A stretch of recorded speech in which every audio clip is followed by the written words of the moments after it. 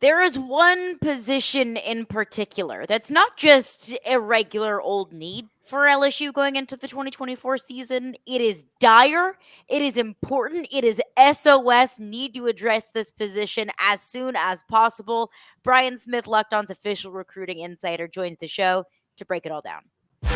You are Locked On LSU, your daily podcast on the LSU Tigers. Part of the Locked On Podcast Network. Your team every day.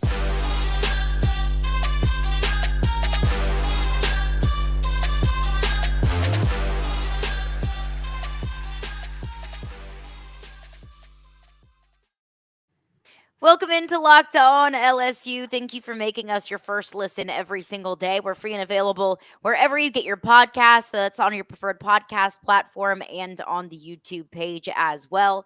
Today's edition of Locked On LSU is brought to you by LinkedIn. All of our fantastic recruiting coverage is brought to you by LinkedIn. These days, every new potential hire can feel like a high-stakes wager for your small business, and that's why LinkedIn Jobs helps find the right people for your team faster and for free.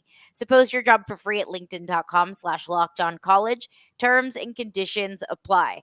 Brian Smith, Locked On's official recruiting insider, joins us. And Brian, it's almost become like a joke between you and I on the podcast of how much we talked about LSU DBs, how badly they needed defensive backs, how badly they needed to address the cornerback room. At this point in spring, honestly, I don't feel too bad about the DBs. I moved on to another concern. And that's defensive tackle. LSU, they never have problems with those spots. That's why it's funny. It's the two spots they're known for. It's DBU, and it's insert any edge rusher, disruptive defensive lineman that's ever worn an LSU uniform here. And for some reason, it's right. Look, we got about enough wide receivers to cover the entire SEC. I think we feel pretty good at the DB position. Got enough quarterbacks that anybody could handle, but it's that freaking defensive line that needs help. Brian, is help on the way? Well, I hope Shone Washington, the junior college kid, will help him this year. You and me both. Just so I don't have to help pay for your psychiatry bills. But at the same time, getting up there. I'm a fan of this team. It's not a good year for the in-state recruiting. We've talked about that before in regards to D-tackle. It's a good year in general, but it's just not a good year for D-tackle. LSU almost always signs a D-tackle inside the state. Almost always.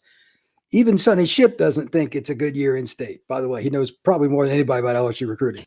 So that's not a good sign either. Mm-hmm. A couple of the kids that I know they're trying to get, Trajan Odom is going to take a visit. He's from Weddington, North Carolina, just outside Charlotte. Big-time defensive lineman. But you're recruiting against somebody else's area all the way across the country. You know what I mean? Like, that's not easy. There's a kid from Lufkin, Texas named Zion Williams. Yes, that name. It's not the basketball player, but he's 6'4", 295, another kid. But they're going to battle like A&M and Texas and schools like that. Mm-hmm. They have to win at least one, if not two of these battles, though, because they don't have any depth. They just don't. And after this year, like I'm literally looking at on my screen now, they're going to lose Jacoby and Guillory. Mm-hmm. They're possibly I don't know if Jalen Lee's got another year. But the whole COVID year thing, I don't know how that's going to work. I don't know why it's the most difficult thing in the world to figure out how many years of eligibility a player has. But, well, you need to be a mathematician nowadays to do it. But at the same time, if they lose both those kids and they don't hit another home run with a guy that can play immediately, and there just aren't D tackles in the portal. There's one or two a year that are any good. Braden Fisk went to Florida State last year. He was about the only one that was an impact guy. That's it. Those guys are either going to the draft or they're staying where they're at because they're going to go to the draft after that. They don't leave. Yeah. So LSU has to win some of these out-of-state battles. And like the text I sent you that I was going to run Christmas, I was just joking, but like this is hard. Yeah. This is the polar opposite because LSU's always trying to defend their home state to keep a kid like Dominick McKinley at home. By the way, his younger brother's in the 26 class. He's elite. That's a kid you'll be talking about with me, but he's not in this group. So they've got to find a way to win a couple out-of-state battles, and that could go all the way into December. That's just the way it is for LSU fans this year. You're going to have to probably wait a little while. Why is that? Because like you said, this really has never been a problem for LSU. Going into last season, I remember I was thinking, I don't know who's going to play cornerback, but I feel really good about that defensive line. Now, of course, we came to learn that I shouldn't have felt good about anything on the defensive side of football. But but I think the fact remains, that's just it's never ever been a concern for LSU fans, or at least in recent history. And I know you lose Mekhi, Wingo, and Maason Smith to the NFL draft. Losing both was probably an unforeseen circumstance, but still, how did we get here? In recruiting, especially in the trenches, if you miss even 1 year, because it takes a while to build up college strength, weight program, off seasons, put you behind the 8 ball. Mm-hmm. And then they, as we discussed before the show, they didn't lose one. They lost 2 guys early to the draft. Mm-hmm. That just can't happen. Yeah. Now, I'm not saying it's Brian Keller or anybody, his staff's fault that they turned pro. These guys are looking out for themselves. That's cool. But they didn't have a backup plan that was sufficient. Maybe it's partly because they just got out recruited and it's some bad luck. I don't know. But at the end of the day, if they hadn't got Dominick McKinley to flip, I would have paid money to see your reaction if he'd have signed with A&M on signing day. I would have, because I could have made fun of you forever over it. But at the same time, it's not funny. He might be into too deep by the time fall camp gets rolling. You don't want D tackles being true freshmen, even as talented as he is, being in the too deep. That should never be the case at LSU unless the kid just comes in and bulldozes everybody and earns it. He might be just out of necessity. And we haven't even discussed the always inevitable injury front. Yeah. Last year, everybody got hurt in the secondary, and that was a weak spot anyway. So that was a catastrophe. If that happens even half as bad at D tackle, they're going to give up 200 yards a game rushing, because that means either Guillory or somebody like that got hurt, and then, all bets are off. It changes your entire defense. You can't get behind there. They need, like Shone was a JUCO kid. Mm-hmm. They need to strongly consider doing that again. And I'm sure they are. Yeah. Even if it's a plugger, for lack of a better phrase, they might take a kid that's at a Conference USA or something like that in the portal for this fall too, especially if they have multiple years of eligibility. You got to have guys to rotate. These fast-paced offenses, you got to rotate D linemen. Fourth quarter comes around against a team like A&M, Alabama, Tennessee, and you got tired D linemen. It's not fun to watch that game. I've heard about it from you before. So unfortunately, I've learned the hard way. They have to get some more kids. I wouldn't be surprised they did it for the next couple of years, because they just haven't recruited quite as well as they usually do at D tackle. End will be okay, I think. Tackle is my concern. So you bring up maybe dipping into the JUCO space, and you brought up a couple of names in the 2024 class. Let's say LSU lands another JUCO kid, and LSU does win one of these out-of-state battles for one of these defensive tackles. Even still, what would LSU be getting? Surely not a plug and play. Well, that's the thing. I'm not saying LSU's begging here, but they're not exactly at the front of the line either. There just aren't options. Yeah. Again, Braden Fisk, to my knowledge, was the only transfer D tackle that was just a dude last year in college football. I mean, he had 6 sacks. He's going to go in the second or third round of the NFL draft. That's a guy. Mm-hmm. But there aren't very many kids like that. He was at Western Michigan. He just developed late. It happens. Mm-hmm. But again, guys that are 280 and up that can move, it's easy to scout them. I need about 3 clips that I can say, yeah, you can play.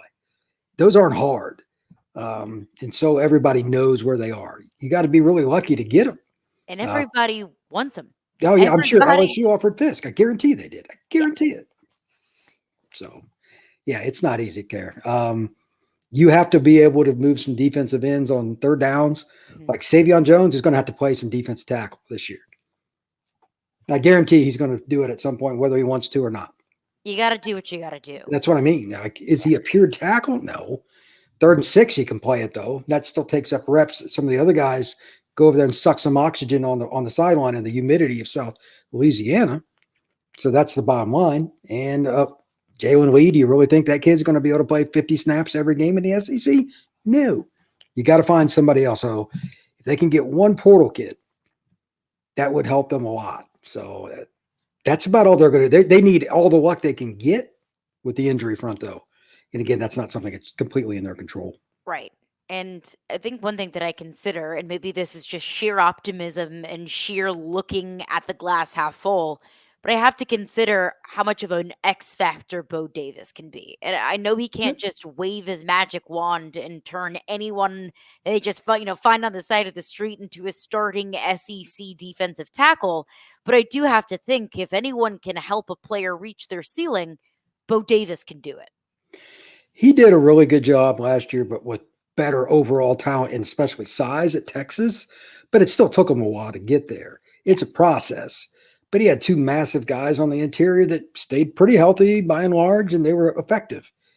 LSU's got a pretty good starting group, but how healthy are they going to be? And can they do that in year one under? I don't know, but they're experienced guys. The hope is that the younger guys and some of the transfers, et cetera, kind of spin the wheel at least. And they don't have to play those big guys against some of the lesser teams quite as much as they can score. I think they're going to score a lot. Yeah. And they should be able to, and they can rest some guys, save them for some of the bigger games. Coaches will never admit to that, but believe me, I know from private conversations, that's how it works. Right. That's what they got to hope for. They need the big guys for the elite teams, the top 4 or 5 teams on their schedule, and then you kind of see where the chips fall from there.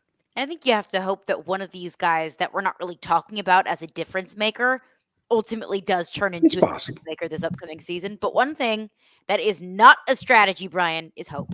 Hope is not a strategy. No, it's not. Fortunately.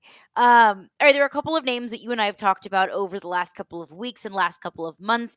4 stars and 5 stars, players that were at LSU's junior day about a month ago, players that were at LSU actually earlier this week, taking their spring break visit to Baton Rouge. What's the latest on some of those big time names, the 4 stars and the 5 stars, specifically at some positions of need? We'll get into that with Brian coming up next.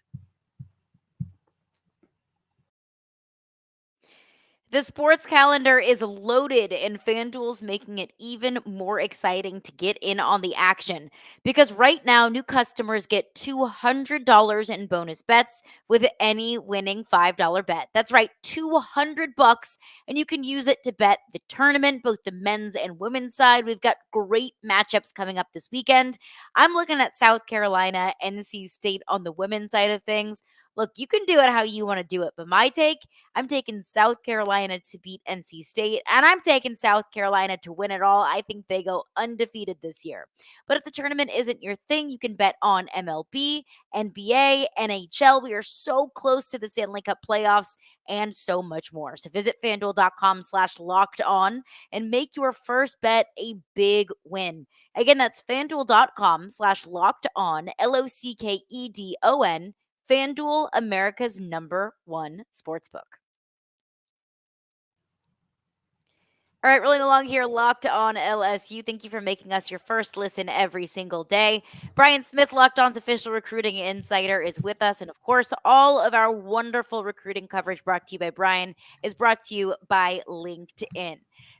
Let's talk some commitments. Let's talk some scheduled visits, some names that you and I have talked about, that you've thrown out that are, high on LSU, and LSU is high on them. One that we have talked a lot about is DJ Pickett. What's the latest with the 2024 DB? 25. He is the freaky 25. kid. Yeah, he's the freaky kid I keep talking about out of the Tampa area, 6'4" corner. He just visited Miami. I know he is absolutely over it. His dad's kind of made him take all these trips recently. He's just completely over the recruiting process. But it's still going to be LSU, Oregon, or Miami, in my opinion. LSU, I still think, is the most likely because of his relationship with Corey Raymond.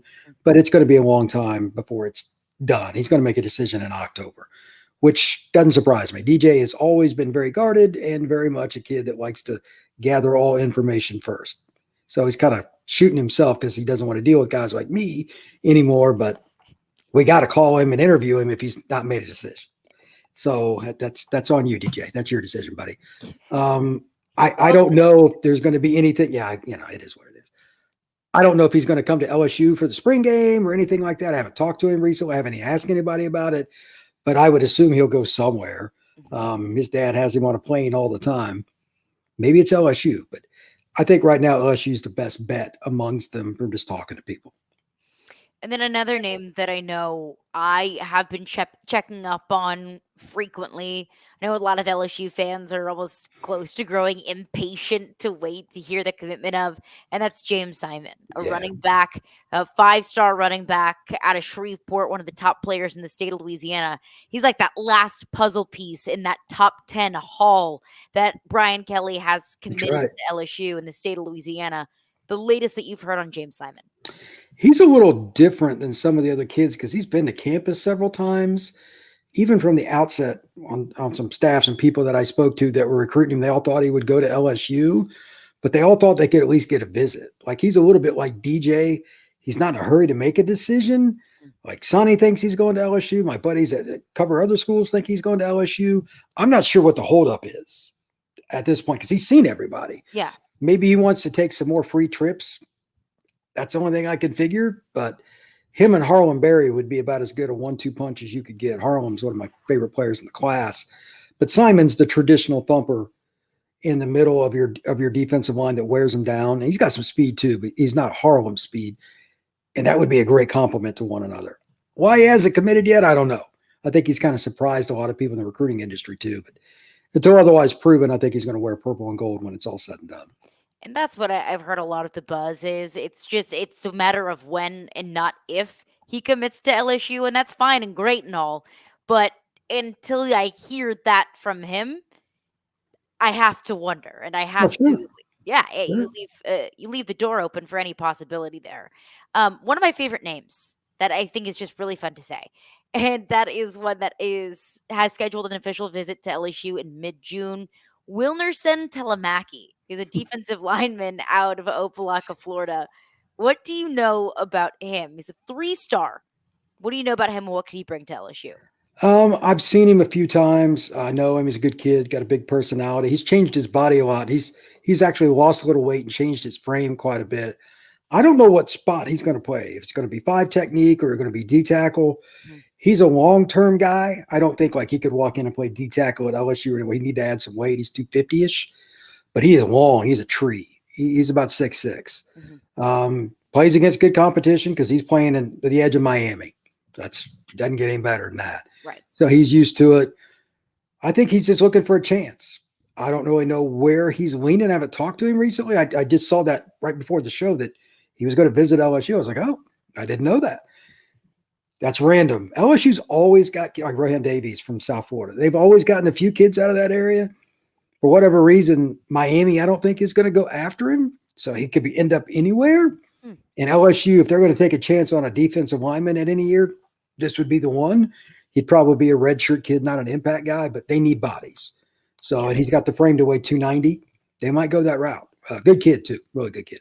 And just for reference, he's a 2025 kid. Yeah. So it wouldn't be one that would come in 2024 and he would be in the rotation. Right. Got to be patient.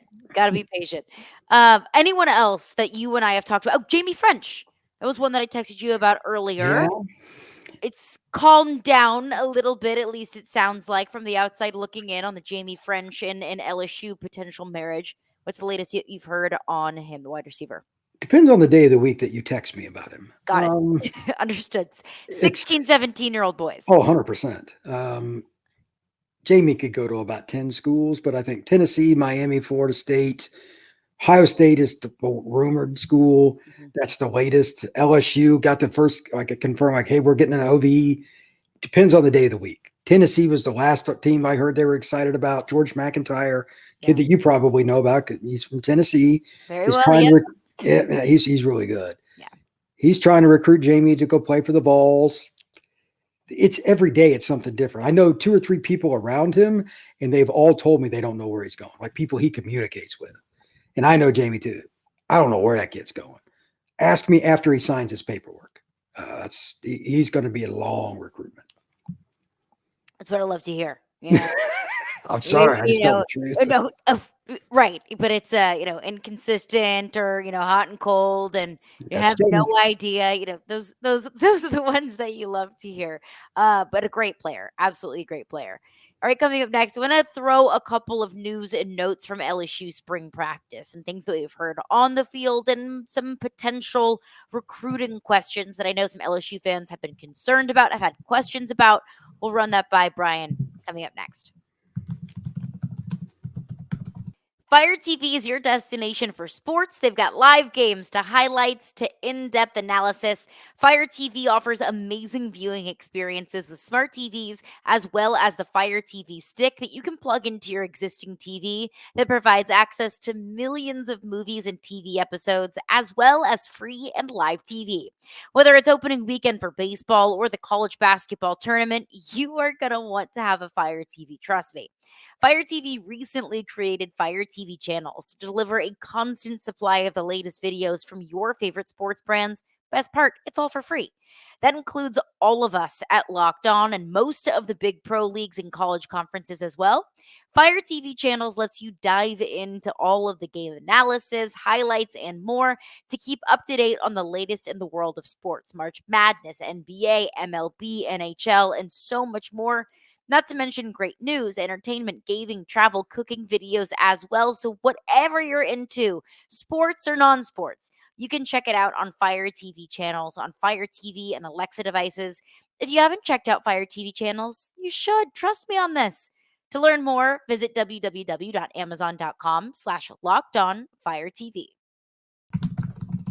All right, rolling along here, Locked On LSU. Thank you for making us your first listen every single day. We're free and available wherever you get your podcasts. Brian Smith is hanging out with us here.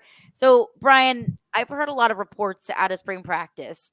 Ricky Collins and A.J. Swan. Of course, A.J. Swan, the transfer from Vanderbilt, was starting quarterback for Vanderbilt for at least half the season last year. They, for the most part, have been splitting second-team reps at the quarterback position. You're laughing.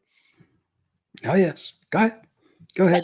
My question is there a legitimate path to Ricky Collins being QB2? Oh, absolutely. The knock, for whatever it's worth, on Swan is he hasn't picked it up that well. Now, how accurate that is, because I highly doubt that Brian's given a whole hell of a lot of access to practice. But that's the knock. Ricky's been there, but it's a new coordinator, etc.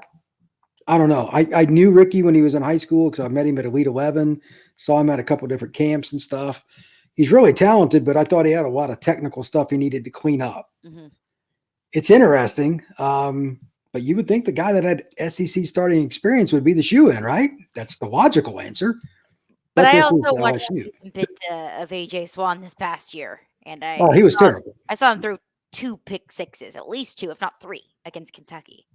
Yeah, he was pretty bad. Something went south there, but anybody that plays for Vanderbilt underneath the crane that you look out at every day, I don't hold it against them. So that program is godsend. But it's amazing to me that you would think he would just find a way to beat Ricky out. But everything I'm reading, thing I've heard, yeah, I think Ricky's going to end up number 2. There's still a long way between now and the end of fall camp too. Of course. But I don't know. Good for Ricky. That's what I think. Correct me if you think differently, Brian. I think that's best case scenario for LSU. Because A.J. Swan's not your future starting quarterback. Yeah. Ricky Collins is, at least in theory. At least ideally, he's your future starting quarterback. Yeah. I'd rather have him get the reps and the opportunity to be, to go in the game whenever he might be needed than A.J. Swan. It'd be really cool if LSU had a starting quarterback from Baton Rouge. Yeah. I mean, it would be really cool. So maybe Ricky's that guy one day. If he ends up being the starter for 1 or 2 years, that'd be cool. And he's a good kid. I like him. Yeah.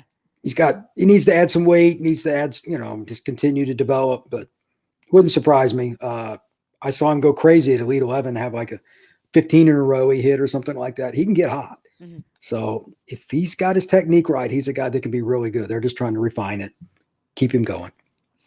And I always caution listeners to beware of getting overly high or overly low based off of anything that you hear from one single spring practice. Oh, yeah, because it can change. I go to practices. I go watch Auburn all the time. There are guys that suck one day and are good another. It's just part of being human. So, yeah it's very fickle. It's early. Brian, there's a lot of concerned LSU fans out there. Keelan Moses, a linebacker out of U-High, very highly touted recruit who has been verbally committed to LSU, who has been recruiting for LSU, publicly recruiting for LSU on social media and recruiting for LSU behind the scenes as well. There's a lot of concerned LSU fans that he could potentially flip to Texas A&M. And the reason why I say that, his little brother, Emmanuel Moses, who's a safety at U High in Baton Rouge, right on LSU's campus, he was offered by Texas A&M. He's planning a visit to Texas A&M. And everything that I've heard is that his brother, Keelan, is going with him on that visit to Texas A&M. Have you heard anything about how concrete Keelan Moses's commitment is to LSU? I'm messaging with somebody now, and he's like, I wouldn't think so, but he said Keelan had been recruiting kids to LSU, but he goes, you never know in today's age and A&M with all their money. And that's exactly what I thought. Like, I would go visit A&M too, and I don't have any interest in A&M in general, but they got so much money. It's insane. I'd like to see the campus. Yeah. He's probably just going to go with the family, is my guess. That happens a lot. I know LSU fans don't want to hear that, but that's just how it works. And he's probably going to go with some 7-on-7 team or something like that. That would be my guess. Mm-hmm. If you take the visit, there's a chance. That's how this works. Right. The days of kids being committed because of 7-on-7 teams and now 5-on-5 teams that get padded and not unpadded different camps and stuff for linemen, there's no such thing as commitments because they go to these places for events and they'll do a visit before and or after they go to these. And they don't care. They want everybody to go, committed or not. It causes some problems. But Dabo really hates that. But that's another story for another day. Dabo hates a lot of things. Yes, he does. Yes, he does. But these kids go on these visits, even if they're committed to like a rival school, they just, kind of go to promote their brand with 7-ons and all this stuff in their high school. Mm-hmm. Sometimes an entire group of kids from a high school, like U-High's always got kids. That's just part of the deal. I wouldn't worry about it a ton because, again, he's recruiting. My guy knows him. Yeah. He's recruited kids to LSU. But at the same time, if you're visiting A&M and they've got an $18 billion endowment, I said billion, that's a B, not an M, things could happen. And I think that we've seen a lot of commitments in the past do their own recruiting, social media, at these camps, at games, whatever it might be. It seems like Keelan Moses is doing it at another level, that he's almost become the face that's what my guy LSU said. Recruiting. That's why I'm kind of like, I doubt it, but he committed early. He's probably bored. The other thing that happens is these kids see their buddies going on these trips and they're staying home. How many teenage boys do you know like to sit at home? None. Exactly. I don't like FOMO. That's what I mean. It's just, I understand.